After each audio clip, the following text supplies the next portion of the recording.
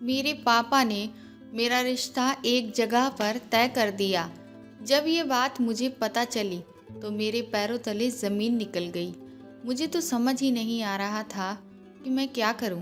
मैं दौड़ी दौड़ी अपने प्रेमी के पास गई और उसे पूरी बात बताई। मैंने उससे कहा कि अब सही वक्त आ गया है जब हम अपने रिश्ते की बात अपने घर वालों के सामने साफ तौर पर रख दें।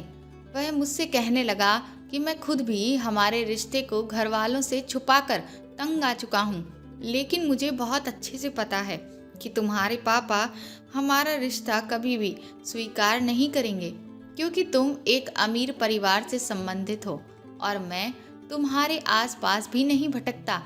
मैंने उससे कहा कि ऐसा नहीं है, मैं पापा को समझाऊंगी।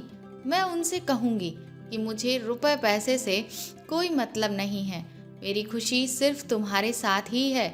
पर वह कहने लगा कि और अगर तुम्हारे पापा हमारे रिश्ते के लिए राजी नहीं हुई तब क्या करोगी? मैं अपने प्रेमी से जुदाई बर्दाश्त नहीं कर सकती थी।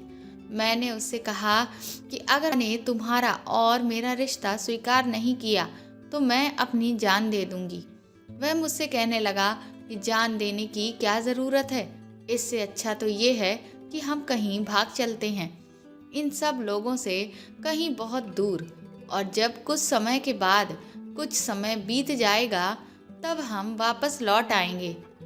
एक बार अगर हमारी शादी हो गई तो फिर हमारे घर वाले हमारा रिश्ता मानने के लिए मजबूर हो जाएंगे, क्योंकि उनके पास फिर और कोई चारा ही नहीं बचेगा।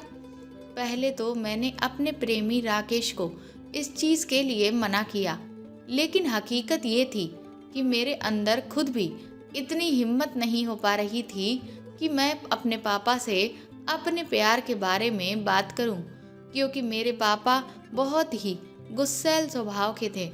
मुझे लगा कि कहीं अगर वह इस रिश्ते के लिए नहीं माने तब तो मेरा इस घर से निकलना भी मुश्किल हो जाएगा, और फिर शायद ही है जो मैं कभी राकेश से मिल भी पाऊँ, उसे देख भी पाऊँ। इसलिए मुझे राकेश की वो बात ठीक लगी। पर मैंने कहा कि अगर हम लोग भागेंगे भी तो आखिर कहाँ जाएंगे? वह मुझसे कहने लगा कि दूसरे शहर में मेरी एक रिश्तेदार रहती है, हम दोनों कुछ दिनों तक वहीं पर आराम से रह सकते हैं।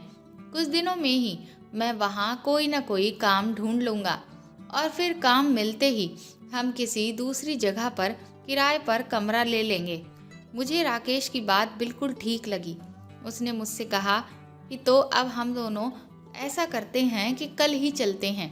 राकेश ने मुझे बोला जब मैं घर से निकलूं तो कुछ पैसा और जेवर भी अपने साथ लेकर चलूं, ताकि कुछ दिनों तक हम अपने खाने पीने का खर्चा खुद से ही उठा सकें। मैंने बिल्कुल ऐसा ही किया और मैं अपनी मम्मी के जेवर और उन्होंने जो भी गहने मेरी शादी के लिए बनवाए थे वह सारे समेट लिए, और जितना भी कैश उस वक्त मेरे हाथ लगा वह सब मैंने उठा लिया और राकेश के साथ मैं निकल पड़ी। पहले तो घर वालों से दूर जाने में मुझे बहुत डर लग रहा था और बहुत रोना भी आ रहा था, लेकिन जब मैं और राकेश काफ़ी दूर निकल आए तो उसके साथ अकेले अपनी ज़िंदगी जीने की कल्पना करके मैं फूल ही नहीं समा रही थी। कुछ घंटे का सफ़र तय करके हम दोनों एक जगह पर उतरे। उसके बाद राकेश के मोबाइल पर किसी का फ़ोन आया। न जाने ऐसी क्या बात हुई कि वह फ़ोन पर बात करके बड़ा ही परेशान हो गया। मैंने उससे पूछा भी कि आखिर बात क्या है, तो वह कहने लगा कि वो दरअसल मैं तुम्हें अपनी जिस रिश्तेदार के यहाँ लेकर जा रहा था वह अब ये शहर छोड़कर जा चुकी है। मुझे तो अभी तक यही पता था कि वो यहीं रहती हैं, लेकिन अब अचानक ही आज ही मुझे ये पता चला कि वह यहाँ नहीं है। राकेश की बात सुनकर मैं खुद भी बहुत ज़्यादा परेशान हो गई, क्योंकि एक उन्हीं के सहारे से तो हम दोनों अपने घर को छोड़कर भागे थे। राकेश ने कहा कि तुम फिक्र मत करो, अभी हमारे पास इतने पैसे तो हैं ही कि हम एक होटल में कमरा लेकर रह सकते हैं। उसके बाद हमने जाकर एक होटल किराए पर लिया और फिर राकेश मुझे होटल के कमरे में अकेला छोड़कर हमारे रहने का इंतज़ाम करने के लिए चला गया। शाम तक जब राकेश लौट कर आया तो वह थोड़ा उदास था। मैंने उससे पूछा भी कि क्या हमारे रहने का कहीं इंतज़ाम नहीं हुआ, तो कहने लगा कि इंतज़ाम हो गया है। मेरी एक बुआ जी इसी शहर में रहती हैं। ये बात मुझे पहले नहीं पता थी, लेकिन उन्होंने अभी कुछ महीनों पहले ही उस मकान में रहना शुरू किया है। दरअसल उनके ससुराल वालों ने उन्हें पहले घर से निकाल दिया था, लेकिन अब क्योंकि उनके पति का भी देहांत हो गया और उनके ससुराल में भी उस मकान पर अपना हक जमाने वाला कोई नहीं बचा, तो उस मकान का मालिकाना हक बुआ जी को ही मिल गया है। उनके कोई संतान भी नहीं है, इसलिए वह अब वहीं आकर रहने लगी हैं। कल सुबह ही हम लोग वहीं के लिए निकल जाएंगे। उसके बाद राकेश मेरे साथ प्यार भरे पल बिताना चाहता था। मैंने उससे कहा भी कि इतनी सब आज भाग दौड़ हुई है जिसकी वजह से मैं बहुत थक गई हूँ, लेकिन वह मानने को तैयार ही नहीं था। मन मार कर मुझे उसका साथ देना पड़ा, लेकिन जैसे ही उसने मेरे साथ वह सब करना शुरू किया, तभी हमारे कमरे के दरवाजे पर बहुत ज़ोरदार दस्तक हुई। दस्तक इतनी तेज़ थी कि हम दोनों ही बुरी तरह से घबरा गए। जैसे ही राकेश ने दरवाज़ा खोला, थोड़ी ही देर के बाद वह बड़ी ही परेशानी भरी अवस्था में वापस लौटा और मुझसे कहने लगा, जल्दी से अपना सारा सामान समेटो, हमें यहाँ से अभी के अभी निकलना होगा। मैंने कहा कि ऐसा क्या हो गया कि हमें अभी के अभी यहाँ से निकलना होगा। वह कहने लगा, दरअसल पैसे बचाने के चक्कर में मैंने एक सस्ता होटल ले लिया, लेकिन मुझे क्या पता था ये होटल ठीक नहीं। यहाँ पर उस तरह के लोग आते हैं और अब पुलिस की रेड पड़ गई है। अगर हम लोग अभी के अभी यहाँ से नहीं निकले तो फिर पुलिस हम दोनों को पकड़कर जेल में डाल देगी। बैठे बिठाए हम किसी मुसीबत में फंस जाएंगे, इसलिए सवाल कम करो और जल्दी जल्दी से सामान समेट के यहाँ से निकलो। राकेश की बात सुन मैं खुद बुरी तरह से घबरा गई। मैंने सबसे पहले अपने सारे पैसे और गहने जुटाए और सारा सामान लेकर हम लोग होटल के पिछले दरवाजे से निकल गए। आधी रात को अब हम कहाँ जाते, हमें बिल्कुल भी समझ नहीं आ रहा था। इधर राकेश भी बहुत ज़्यादा गुस्सा लग रहा था। वह मेरी किसी भी बात का जवाब नहीं दे रहा था और मुझसे यही कह रहा था कि इस वक्त मेरा दिमाग बहुत ज़्यादा ख़राब है, क्योंकि मैं जो जैसा चाह रहा था बिल्कुल वैसा नहीं हो रहा है। इसीलिए तुम इस वक्त मुझसे कोई भी सवाल जवाब मत करना। डर के मारे मैंने उससे कुछ भी पूछना छोड़ दिया था। फिर वह मुझे एक टैक्सी में बिठाकर एक मोहल्ले की तरफ लेकर गया और थोड़ी ही देर में हम एक पुराने से मकान के सामने खड़े हुए थे। मुझे तो समझ ही नहीं आ रहा था कि राकेश इतनी रात को आखिर मुझे कहाँ लेकर आया है। उसने दरवाजे को 2-3 बार खटखटाया, तब जाकर कहीं दरवाज़ा खुला। सामने से एक करीब 40-45 साल की उम्र की औरत निकली। राकेश ने उन्हें देखते ही पैर छुए और कहने लगा, बुआ जी नमस्ते। मैंने कहा था ना कि मैं कल आने वाला हूँ, लेकिन क्या करूँ, मुसीबत कुछ ऐसी आन पड़ी कि मुझे इतनी रात को ही आना पड़ा। तभी मैं समझ गई कि ये राकेश की वही बुआ जी हैं जिनके यहाँ वो चलने को कल कह रहा था। राकेश ने तुरंत ही मेरी तरफ इशारा किया और मैंने अपने सर को पल्लू से ढक लिया और फिर मैंने भी उनके पैर छू लिए। राकेश की बुआ जी ने मुझे ऊपर से लेकर नीचे तक देखा। उसके बाद उन्होंने एक लंबी सी मुस्कान दी और फिर कहने लगी, आओ आओ, ये तुम्हारा ही घर है, तुम जब चाहो तब यहाँ आ सकते हो। उसके बाद उन्होंने हमें हमारा कमरा दिखा दिया और हम लोग अपने कमरे में जाकर चुपचाप लेटकर आराम करने लगे। राकेश एक बार मुझसे फिर कहने लगा कि आज उसका बहुत दिल कर रहा है। मैंने उससे कहा भी कि आज कितनी तो भाग दौड़ हो रही है, जिसकी वजह से पूरा शरीर भी मेरा टूट रहा है, लेकिन राकेश मानने को तैयार ही नहीं था।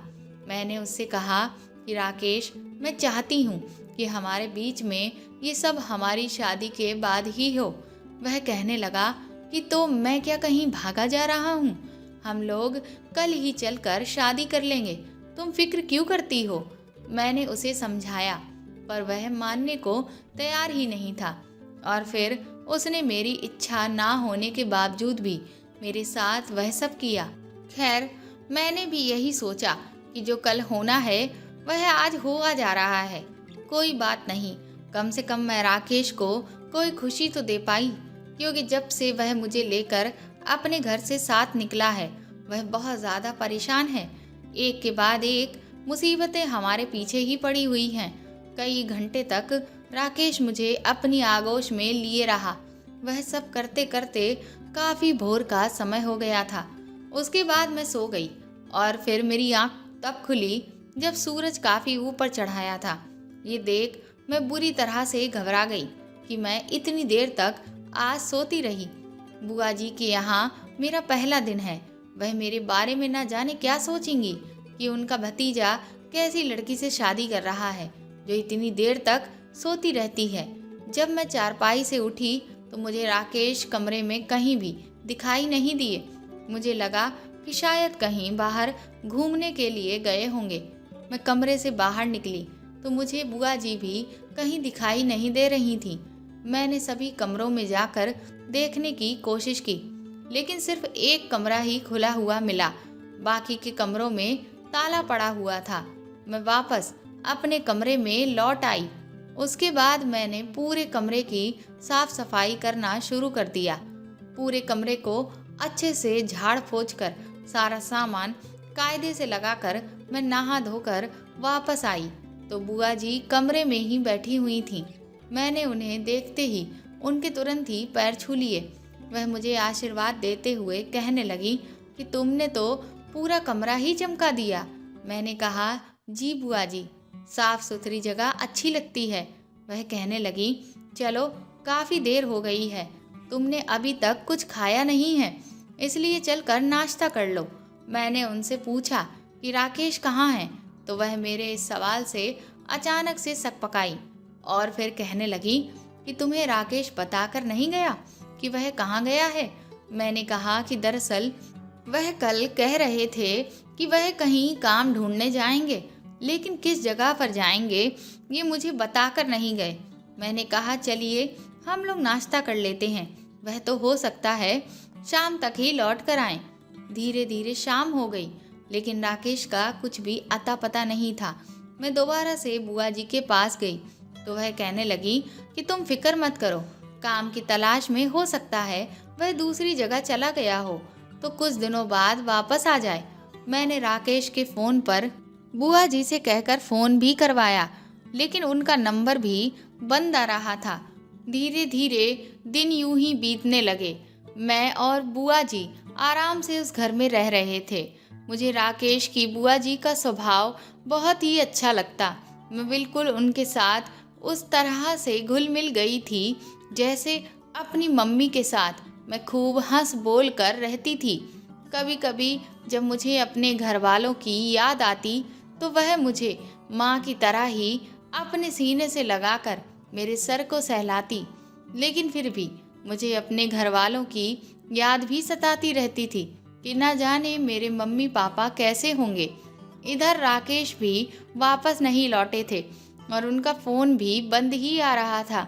एक दिन मैं अपने कमरे में सो रही थी कि तभी रात के वक्त मुझे अपने बगल के कमरे से कुछ अजीब तरह की आवाज़ें सुनाई दी। इसलिए मैं तुरंत ही कमरे से बाहर निकल आई। मैं सोचने लगी कि बगल वाले कमरे में तो हमेशा ताला ही पड़ा रहता था, लेकिन आज उसमें कौन आ गया। बाहर निकल कर देखा तो उस कमरे का ताला खुला हुआ था। मुझे लगा हो सकता है कि बुआ जी कमरे के अंदर हों, वह कुछ अपना काम कर रही हों। लेकिन तभी मुझे किसी औरत की उस तरह से आहें भरने की आवाज़ें आने लगीं, जब कोई औरत और आदमी आपस में अपना मिलन कर रहे होते हैं। ये सुनकर तो मेरे होश ही उड़ गए, क्योंकि बुआ जी के पति तो खत्म हो चुके हैं। ये मुझे राकेश ने बताया था। फिर आखिर यहाँ कौन आ गया, मुझसे रहा नहीं गया। तो मैंने कमरे की खिड़की से चुपके से झांक कर देखा तो अंदर का नज़ारा देखकर तो मेरी आंखें फटी की फटी रह गईं। अंदर एक मेरी ही उम्र की लड़की करीब 60 साल के बुढ़े के ऊपर बैठी हुई थी और ऊपर नीचे करके उस बुढ़े को सुख दे रही थी। वह बुढ़ा उसके दोनों हाथों की उंगलियों को अपनी उंगलियों में फंसाकर उसे और जोर लगाने को बोल रहा था। उस वक्त उस लड़की के तन पर एक भी कपड़ा नहीं था और ना ही उस बुढ़े के। ये सब देखकर मेरे तो पसीने छूट गए। मैं तुरंत ही दौड़ी दौड़ी अपने कमरे में आई। ये सब आखिर माजरा क्या था, मुझे समझ नहीं आया। मुझे लगा कि क्या इस सब के बारे में बुआ जी को पता है या फिर उन्हें नहीं पता, और आखिर ये लोग हैं कौन जो उनके घर में घुसकर एक कमरे में ये सब कर रहे हैं। वह रात जैसे तैसे मैंने काटी। सुबह जब मैं सोकर उठी तब मुझे रात के उस वाक़ये के बारे में अचानक से याद आया। मैं तुरंत ही बुआ जी के पास गई। मैंने उनसे कहा कि बुआ जी, कल रात मैंने अपने कमरे के बगल वाले कमरे में एक आदमी और एक लड़की को उस तरह की अवस्था में देखा था। मेरी बात सुनते ही बुआ जी के चेहरे का रंग ही उड़ गया। मुझे लगा कि शायद उन्हें इस बारे में पता नहीं। फिर वह मुझसे कहने लगी कि बेटा, तुम्हें उस कमरे में जाने की ज़रूरत ही क्या थी। मैंने कहा कि बुआ जी, मुझे बहुत आवाज़ें सुनाई दे रही थीं और उत्सुकता की वजह से मैं देखने के लिए चली गई। आपकी बिना इजाज़त आखिर इस घर में कौन इस तरह से आकर कर सकता है? वह लोग कौन थे? तो बुआ जी ने मुझे बताया कि दरअसल वो इस मकान का मालिक है। उनकी बात सुनकर मैं हैरान रह गई, क्योंकि राकेश ने तो मुझसे कहा था कि ये मकान बुआ जी का है। मैंने उनसे कहा, तो क्या ये मकान आपका नहीं है? वह कहने लगी कि नहीं, ये मकान मेरा नहीं है। मैं तो बस इस मकान की देख रेख करने के लिए रह रही हूँ। मकान मालिक का जब कभी भी मन होता है तो वह यहाँ पर आ जाता है और फिर उसका मकान है, इसलिए उसकी जो मर्जी होती है वह वही करता है। और वैसे भी मुझे इससे क्या कि वह क्या करता है और क्या नहीं करता। मुझे वह कुछ खास किराया नहीं लेता। मुझे आराम से रहने को मिल रहा है, इसलिए मुझे किसी की पर्सनल ज़िंदगी में अपनी टांग नहीं अड़ानी। उन्होंने मुझसे कहा, जाओ तुम फ्रेश हो जाओ, तब तक मैं तुम्हारे लिए कुछ खाने को बना देती हूँ। मैं भी मन ही मन यही सोचने लगी कि बात तो सही है, आखिर जिसका मकान है वह कुछ भी कर सकता है। इसमें बुआ जी का तो कोई जोर ही नहीं है। एक दिन मैंने बुआ जी से कहा कि चलिए हम लोग बाजार चलकर घर का कुछ सामान ले आते हैं। तो बुआ जी कहने लगी कि नहीं, तुम्हें इस घर से बाहर निकलने की कोई ज़रूरत नहीं है। घर के सारे ज़रूरी सामान की लिस्ट बनाकर तुम मुझे दे दो, मैं खुद ही ले आऊँगी। मुझे ये बात अभी तक समझ नहीं आई थी कि इतने दिनों में बुआ जी ने मुझे घर से बाहर एक कदम भी नहीं रखने दिया था। लेकिन ऐसा क्यों था? पर मैं उनकी बात टाल भी नहीं सकती थी, क्योंकि राकेश के नहीं होने पर एक वही तो हैं जो मेरा ख्याल रख रही थी और मेरा सहारा थी। इधर मैं राकेश का कुछ भी पता न चलने की वजह से बहुत ज़्यादा परेशान थी। उसका फ़ोन भी मैं लगातार मिलाने की कोशिश कर रही थी, पर वह स्विच ऑफ ही बताता जा रहा था।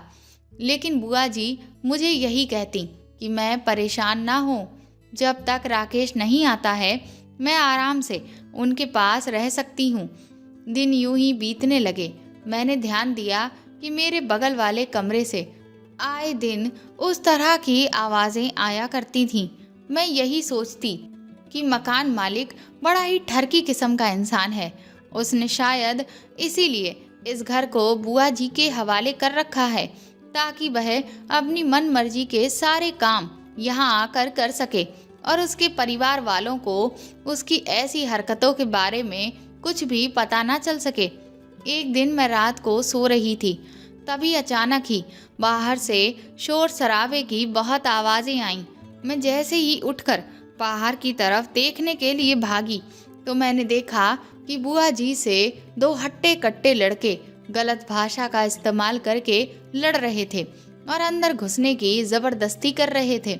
उन्होंने जैसे ही मुझे देखा वैसे ही मुस्कुराने लगे और कहने लगे, इसी चिड़िया के लिए तो हम आए थे। बुआ जी ने जैसे ही पलटकर मेरी तरफ देखा, वह मुझ पर बहुत जोर से चिल्लाई और कहने लगी कि तुमसे बाहर आने के लिए किसने कहा था? जाओ, अंदर जाओ और अंदर से दरवाज़ा बंद कर लो। ये सब देखकर मैं बुरी तरह से घबरा गई। मेरे हाथ पैर कांपने लगे। मैंने तुरंत ही अपना दरवाज़ा अंदर से बंद कर लिया। लेकिन मुझे बुआ जी की भी फिक्र हो रही थी कि ना जाने बाहर क्या माजरा है। वह लोग बुआ जी से इस तरह से क्यों बोल रहे थे और घर में घुसने की कोशिश क्यों कर रहे थे। तभी मैं दरवाजे के पास खड़े होकर सुनने लगी तो उनमें से एक आदमी बोला कि तू हमें क्यों तड़पा रही है? इतना शरीफ बनने का नाटक किस लिए कर रही है? उस चिड़िया की जितनी रकम बोलेगी मैं तुझे अभी के अभी हाथ में रख दूंगा, लेकिन बस एक बार मुझे उस माल को चख लेने दे। बुआ जी ने कहा कि तुम लोग यहाँ से चले जाओ, वह लड़की ऐसी वैसी नहीं है। इस पर वह लड़के ठहाका मारकर हंसने लगे और बोले कि वाह, 100 चूहे खाकर बिल्ली हज को चली। अब वह लड़की ऐसी वैसी नहीं तो फिर कैसी है? इस घर में जो भी औरतें आती हैं वह सब धंधा ही करती हैं। तू हमें बेवकूफ़ बना रही है। मैं बोल तो रहा हूँ कि तू बस रकम बता। मैं उस खूबसूरत बला के लिए कितनी भी रकम देने को तैयार हूँ, क्योंकि मैं उससे मज़े लेने के लिए मरा जा रहा हूँ। उन लोगों की बातें सुनकर तो मेरा कलेजा मुंह को आ रहा था कि ये सब कैसी बातें कर रहे हैं। तभी बुआ जी ने कहा कि मैं तुम लोगों के आगे हाथ जोड़ती हूँ, तुम लोग यहाँ से चले जाओ। लेकिन वह लोग जाने को तैयार ही नहीं थे। वह कहने लगे कि हम आज पूरी तरह से भरे बैठे हैं और हमें अपनी भड़ास हर हाल में निकालनी ही निकालनी है। बुआ जी ने कहा कि ठीक है, अगर ऐसा ही है तो तुम अपनी भड़ास मुझ पर ही निकाल लो, लेकिन उस लड़की को छोड़ दो। पर वह मानने को तैयार ही नहीं थे। कहने लगे कि हमें तो रसमलाई ही खानी है, रसगुल्ले से हमें कोई मतलब नहीं। बुआ जी ने उनसे कहा कि देखो, उसकी अभी तबीयत ठीक नहीं है, बस मैं इसीलिए तुम लोगों को मना कर रही हूँ। इस पर वह लोग बड़ा ही अफसोस जताने लगे और फिर वह बोले, अब तो शायद हमें रसगुल्ला से ही काम चलाना पड़ेगा। इसके बाद मुझे उस तरह की आवाज़ें बगल वाले कमरे से सुनाई देने लगीं, जिससे मैं समझ गई कि वह दोनों आदमी बुआ जी के साथ क्या कर रहे होंगे। मुझे बुआ जी से घिन महसूस होने लगी। मैं यही सोचने लगी कि ये औरत तो कितनी गिरी हुई है, और राकेश को लगता था कि उसकी बुआ एक नेक औरत है, बल्कि ये तो एक धंधे वाली है। मैं इतने दिनों से इसे शराफत की मूर्ति समझ रही थी, इसमें अपनी माँ की छवि देख रही थी, लेकिन ये औरत इतनी गिरी हुई निकलेगी ये तो मैंने सपने में भी नहीं सोचा था। यही सब सोचते सोचते और रोते हुए मैं कब सो गई मुझे पता ही नहीं चला। सुबह जब मेरी आँख खुली तो कमरे से बाहर निकलने की मेरी हिम्मत ही नहीं हुई, लेकिन मुझे बहुत तेज़ भूख लग रही थी, जिसकी वजह से मुझसे रहा नहीं गया और मैं कमरे से बाहर निकल आई। पर जब मैं बाहर आई तो मैंने देखा कि बुआ जी कहीं भी नहीं थीं। मैंने उन्हें घर के बने हर कमरे में तलाश किया, पर वह कहीं नहीं थीं। मैंने मन में सोचा, अच्छा हुआ मुझे ये औरत नहीं दिख रही, क्योंकि अब तो मुझे उसकी शक्ल से बहुत नफरत हो रही थी। मैंने जल्दी जल्दी अपने लिए खाना बनाया और उस औरत के लिए भी बनाकर रख दिया, ताकि उसके आने से पहले मैं अपने कमरे में चली जाऊं। मैं अब उस औरत की शक्ल बर्दाश्त भी नहीं कर सकती थी, लेकिन इंसानियत के नाते उसके लिए खाना बनाकर रख दिया था, क्योंकि राकेश के पीछे एक वही थी जो मेरा ध्यान रख रही थी। उसके बाद शाम को जब मैं अपने कमरे से निकली तो मैंने देखा कि बुआ जी अभी तक बाहर से लौट कर नहीं आई थीं। अब मुझे ना जाने क्यों थोड़ी सी घबराहट और फिक्र दोनों होने लगी। मैंने घर का मुख्य दरवाज़ा अच्छे से बंद कर लिया, क्योंकि उन आदमियों का ख्याल मुझे जब भी आता तो मैं सिहर उठती। उस दिन तो उन आदमियों से मुझे बुआ जी ने बचा लिया था, लेकिन अब तो वह हैं ही नहीं। तो यहाँ मेरी रक्षा करने वाला अब कोई नहीं था। धीरे धीरे करके 3 दिन बीत गए, लेकिन बुआ जी का कोई अता पता नहीं था। पहले तो बुआ जी के घर से चले जाने पर मैं बहुत खुश हो रही थी, क्योंकि मुझे उनसे नफरत महसूस हो रही थी। पर अब जब 3 दिन तक वह लौट कर नहीं आई तो मैं बहुत ज़्यादा डर रही थी और बार बार भगवान से यही प्रार्थना कर रही थी कि कैसे भी करके बुआ जी वापस आ जाएं। वह औरत चाहे जैसी भी हो, लेकिन उस औरत ने मेरा बहुत ख्याल रखा था। उसका चरित्र चाहे जैसा हो, पर उसने मेरे दामन पर दाग नहीं लगने दिया था। और इतने दिनों में उनके लिए मेरे दिल में हमदर्दी पैदा हो गई थी। मुझे अंदर ही अंदर डर खाए जा रहा था कि कहीं उन्हें कुछ हो तो नहीं गया। जब 5वां दिन हो गया और बुआ जी का कोई अता पता नहीं मिला, तब मैंने सोचा कि मुझे हिम्मत करके पुलिस स्टेशन में रिपोर्ट लिखानी चाहिए। लेकिन घर से बाहर कदम रखने की मैं हिम्मत ही नहीं जुटा पा रही थी। पर फिर भी बुआ जी की खातिर मैंने फैसला कर लिया कि अब मैं पुलिस स्टेशन की तरफ जाऊंगी। मैंने अपने चेहरे को दुपट्टे से अच्छे से ढका और घर का दरवाज़ा खोलकर मैं बाहर निकली। पर बाहर तो काफ़ी अंधेरा हो चुका था और सन्नाटा भी पसरा हुआ था। ये देखकर मेरे हाथ पैर कांपने लगे।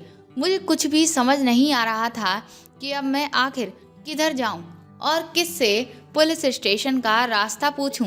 पहले तो मन में ख्याल आया कि मैं वापस घर के अंदर चली जाती हूँ, लेकिन फिर बुआ जी के ख्याल ने मेरे कदम बाहर की तरफ बढ़ा दिए। मैं हिम्मत बांधकर एक रास्ते की तरफ चल पड़ी। कुछ ही दूर पर मुझे कुछ आदमी बहुत ही गंदी और घूरती हुई नज़रों से देखते हुए खड़े दिखाई दिए। उन्हें देखकर मेरे पेट में खौलन सी होने लगी, लेकिन मैं चुपचाप सीधे आगे बढ़ती ही चली जा रही थी। थोड़ी ही दूर पर जब मैं पहुंची तो वहां की स्ट्रीट लाइट पूरी तरह से बंद थी, जिस वजह से वह जगह अंधेरे से घिरी हुई थी। तभी मुझे अपने पीछे 2 साए नजर आए, जिन्हें देख मैं बुरी तरह से घबरा गई। मैं समझ गई कि कोई है जो मेरा पीछा कर रहा है। मैंने आओ देखा न ताओ और भागना शुरू किया। मैं जैसे ही भागी, वह 2 साए भी मेरे पीछे भागे। इससे पहले कि मैं चिल्लाती, एक आदमी ने मेरा मुंह कस के दबोच लिया और दूसरे ने मेरी टांगें पकड़ ली। वह आपस में कहने लगे कि चल, इसे जल्दी से उधर खेतों की तरफ लेकर चल। न जाने ये कब से तड़पा रही थी। इसके साथ अपनी प्यास बुझाने के लिए मैं कितने दिनों से मरा जा रहा था। अब जाकर ये मेरे हाथ आई है। मैं बुरी तरह से छटपटा रही थी, लेकिन वह दोनों मुझे कस के पकड़े हुए थे। तभी उन्होंने मुझे ज़मीन पर पटका।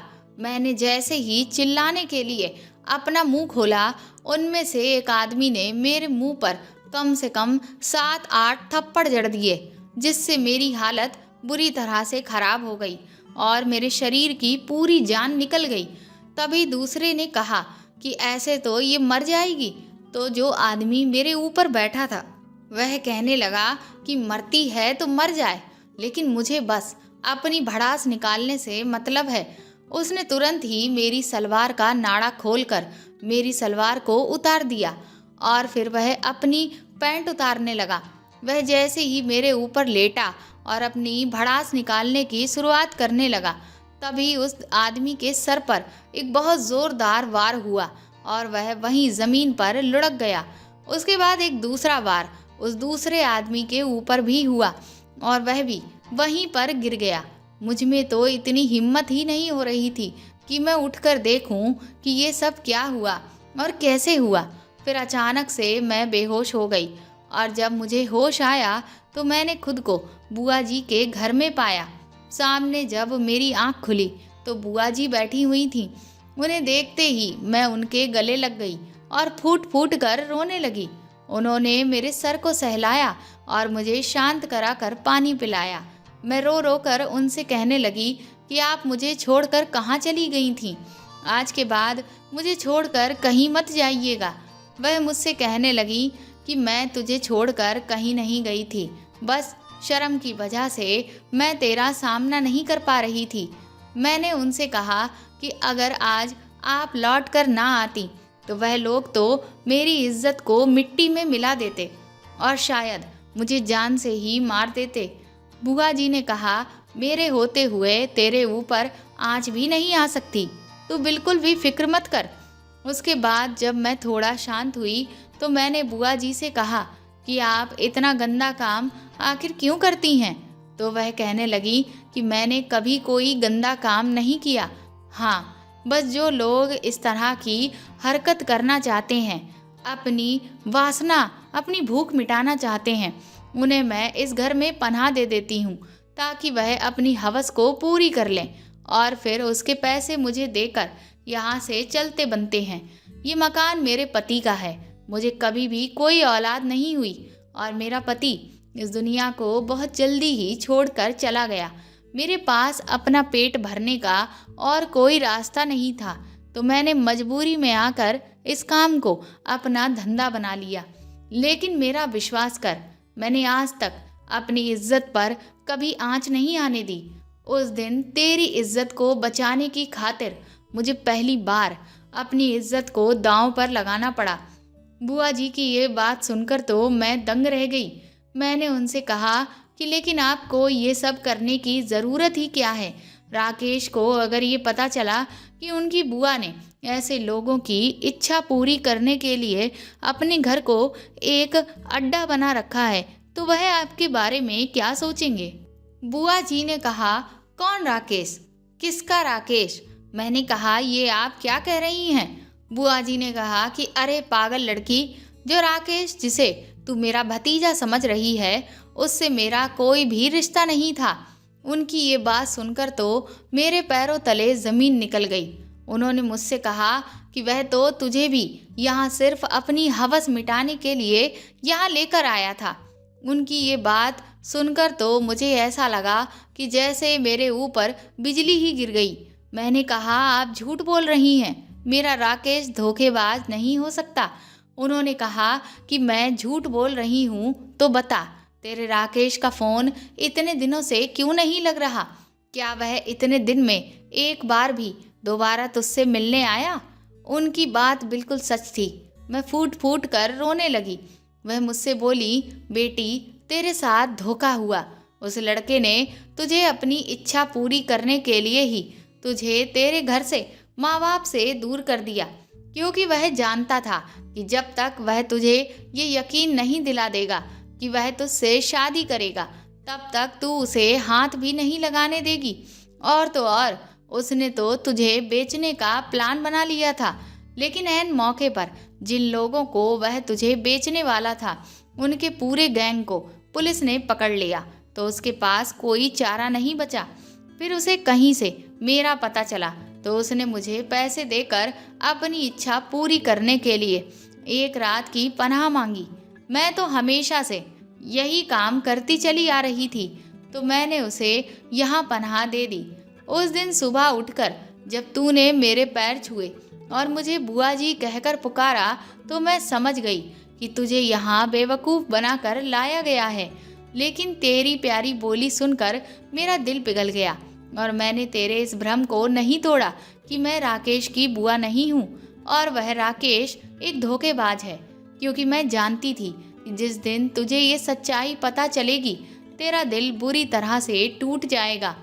राकेश की सच्चाई सुनकर मैं सच में पूरी तरह से टूटकर बिखर चुकी थी। मैं उस दिन बहुत रोई। मैंने बुआ जी से कहा कि राकेश ने तो मुझे कहीं का भी नहीं छोड़ा। अब तो मैं लौटकर अपने घर भी नहीं जा सकती। अब मैं कहाँ जाऊँगी, क्या करूँगी? वो रात तो जैसे तैसे निकल गई। जब सुबह हुई तो बुआ जी ने मुझसे कहा कि अब हम दोनों यहाँ नहीं रहेंगे, क्योंकि ये मोहल्ला ऐसे लोगों से भरा पड़ा है जिनकी आंखों में सिर्फ और सिर्फ गंदगी भरी हुई है। अगर हम यहाँ रहे तो वह तेरे साथ कुछ न कुछ करने की कोशिश करेंगे। मैंने बुआ जी से कहा, तो फिर हम अब क्या करेंगे और मैं कहाँ जाऊँगी? बुआ जी ने कहा कि तुझे कहीं जाने की ज़रूरत नहीं है, तू अब हमेशा मेरे साथ ही रहना। बुआ जी ने अपना वह मकान बेच दिया और उन पैसों से एक अच्छी कॉलोनी में दूसरा मकान खरीद लिया, जहां हम दोनों सुकून से रहने लगे। मैंने एक स्कूल में पढ़ाना शुरू कर दिया और बुआ जी ने सिलाई का काम करना शुरू कर दिया, जिससे हम दोनों औरतें एक दूसरे का सहारा बन गईं और खुशी खुशी सुरक्षित तौर पर रहने लगीं। दोस्तों, हमें कभी भी किसी पर आंखें बंद करके भरोसा नहीं करना चाहिए, क्योंकि धोखा भी हमें उसी से मिलता है जिस पर हम विश्वास करते हैं। इसीलिए कभी भी किसी पर अंधविश्वास मत कीजिए। तो दोस्तों, आपको मेरे द्वारा लिखी हुई ये कहानी कैसी लगी कमेंट करके ज़रूर बताएं और प्लीज़ इस कहानी को ज़्यादा से ज़्यादा शेयर और लाइक करें, मेरे चैनल को सपोर्ट करें। अगर आप चाहें तो मुझे सुपर थैंक्स भी दे सकते हैं। साथ ही अगर आप इस चैनल पर नए हैं तो सब्सक्राइब करके बेल आइकन ज़रूर दबा दें, ताकि आगे भी मैं आपको ऐसी ही अच्छी कहानियाँ सुनाती रहूँ। Thank you.